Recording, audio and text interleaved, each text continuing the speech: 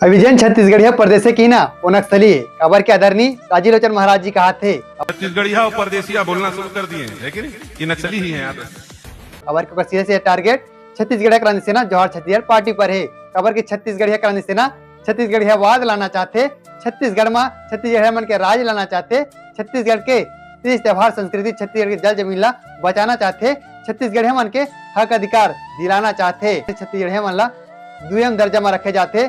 छत्तीसगढ़ के बड़े बड़े देवधामी है, जी हाँ, पर प्रांतीय लोगन मन हम कब्जा करके बैठे, तो छत्तीसगढ़ में अधिकार मिलना चाहिए ना।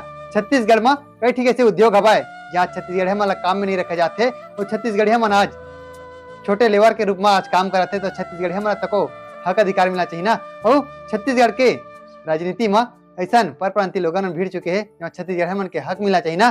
छत्तीसगढ़ के कई जगह ला पर नाम ला बदले जाते, तरिया ला जगह ला बदले जाते, तो छत्तीसगढ़ में छत्तीसगढ़ मन के जो पुरखा मन के नाम दे है वो नाम चलना चाहिए ना। यही बस बात में छत्तीसगढ़ क्रांति सेना आवाज उठाते।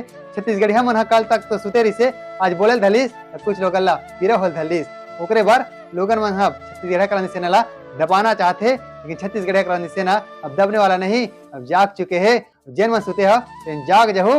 वीडियो वाला हर छत्तीसगढ़ तक शेयर करूँ। वो आप मन के का विचार है कमेंट करके जो बताओ।